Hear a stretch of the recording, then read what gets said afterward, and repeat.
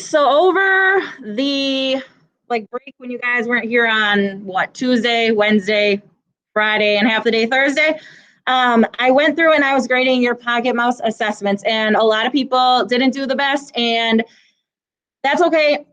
But it was also from me and Miss Turner's perspective, both classes didn't do well. So we're giving everybody the opportunity to fix their retake or to fix their assessment with a retake. So sorry, if you got a D or an F on the Rock Pocket Mouse assessment, or if it's still missing, do this retake, don't do the original. And I made a video that literally goes through every single question and I explain what kind of answers I want. So if I open up the retake document, I also rephrased some of the questions because I don't think we talked, I think I used different terms than what I wanted you to answer in the document. So I changed it. So this document is the one I would want you to do your retake on because I changed the first question. Is it possible for an adult individual to change the characteristics that it has or was born with, and explain why or why not? And then these ones in the video, I made sure to tell you that you have to answer both. So you have to answer how many light brown colors and how many dark brown colors would be on the volcanic rocks. A lot of people just picked one, and so you got 3 points off for that. And then after every question, I also wrote down a helping hint on how to answer it best. So when I ask about the limiting factors, I'm literally asking you to tell me what happened with the mice that caused a struggle to survive. So I'm asking you directly. It's not a yes or no. It's not a true or false. I need you to give me the example from the pocket mice. So if you still don't understand and you want more hints, like I said, I made this video. It is 11 minutes because I went into a lot of detail. So if you want a better score on that, if you did not get the score you wanted, you can do this document. And then I realized I made it just a material because I didn't want everyone to think they had to redo it. You don't have to. So just either share the document with me or turn it into the old one, like this Pocket Mouse assessment. Or you can email it to me. So I put my email under a class comment. I put it right here. So you can email it to me or share the document with me. So that's how you can get points back on that assignment.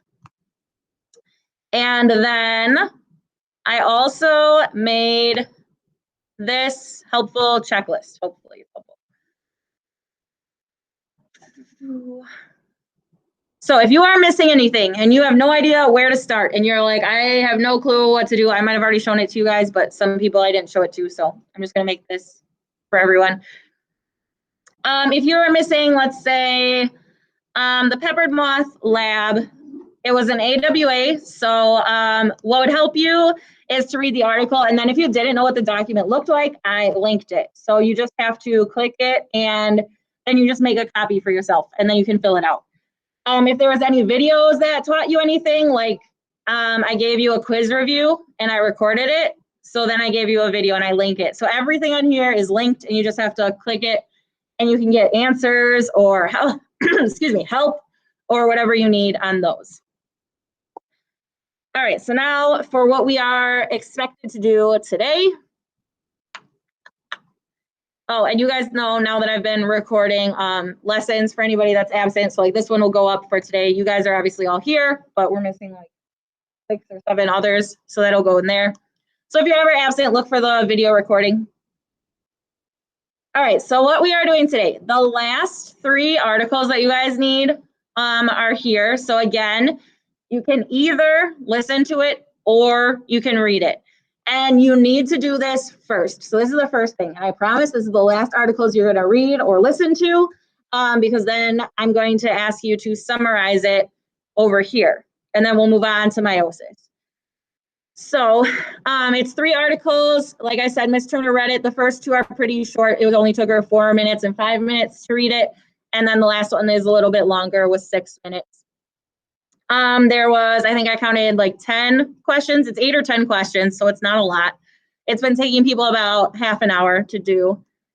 And then we have this that I'm gonna read through for you all. It's just like the Pocket Mouse assignment that I just talked to you guys about, But now it's about antibiotics and these viruses and bacteria that we've been learning about for the past 3 blocks.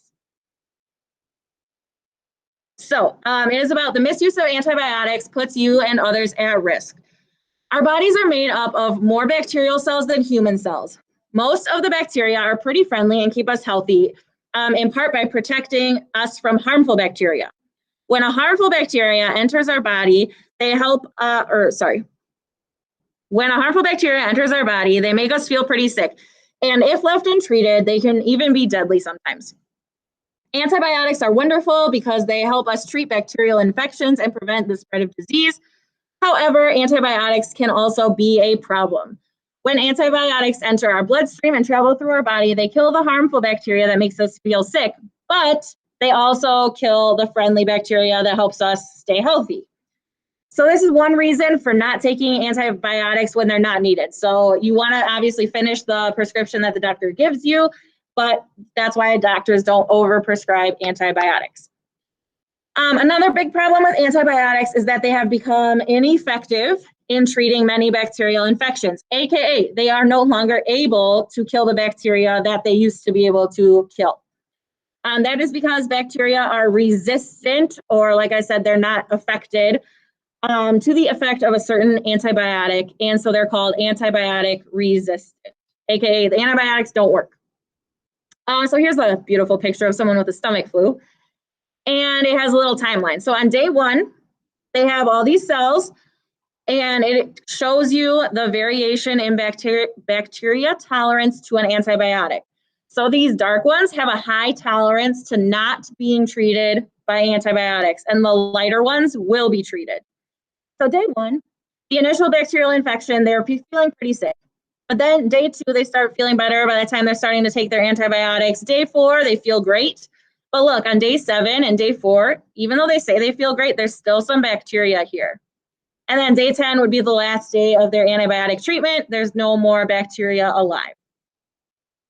So just like the pocket mouse, you have the same questions. So can you explain how the misuse or overuse of medication, like antibiotics, is leading to antibiotics not dying or not being taken care of by antibiotics?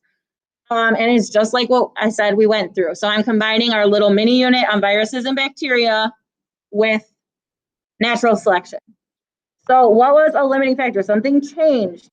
It's probably something about this person being changed that leads to a struggle for them to survive. If they aren't treated, something's going to happen to them. This one's talking about, for population have variations in traits. They're talking about the bacteria. So probably look back at this picture. What is different about all the bacterias?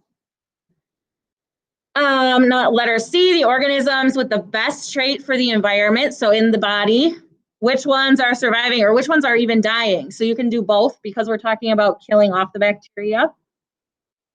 And then if bacteria were to reproduce, because you guys read about those articles, what would happen to the new bacteria? Whew. And then you have one last question. I'll read this again. So your friend has a population of harmful bacteria, let's say stomach flu, that's making them feel awful. And their doctor recommends that they take antibiotics for 10 days, 1 tablet per day. From the natural selection model that I just went through, you know that there is a variation within populations. Remember that picture up at the top.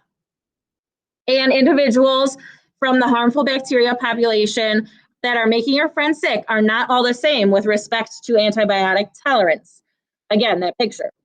Some bacteria, when exposed to antibiotics, will die quickly, while some will need a higher dose to be killed. As your friend takes more antibiotics, the dose increases, killing those tough bacteria also. That's why you have to keep taking them day after day after day. By the end of the treatment, your friend hopes all the individuals of the harmful bacteria population are dead and gone, and they are now free of infection and feel great again. But what happens if on day 4 of the treatment, your friend is feeling a lot better and they decide to stop taking their medication?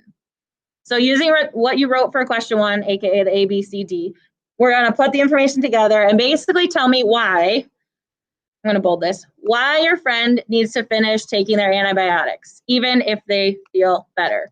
So I would use this photo right here. So you're thinking about day 4, why they still need to keep taking their antibiotics all the way to day 10, even if they're starting to feel better. So you're pretty much just describing this picture using natural selection. All right, so this one is due tomorrow at the end of the day. So your first focus is finishing up your immunity and vaccines so that you can have more information to answer the summary. So immunity and vaccines should be done today. You guys have, what time does this come in at? 10:55. You guys have an hour to do this. It took people like 30, 40 minutes. So this one should for sure be done. And then this next one, the antibiotics and viruses, should be done by tomorrow at the end of the day. I'll help you. You can hang out with me, message me, you just ask me, whatever you need. All right, for remote people, I'm just gonna stop recording. So if you wanna talk, it won't be recorded.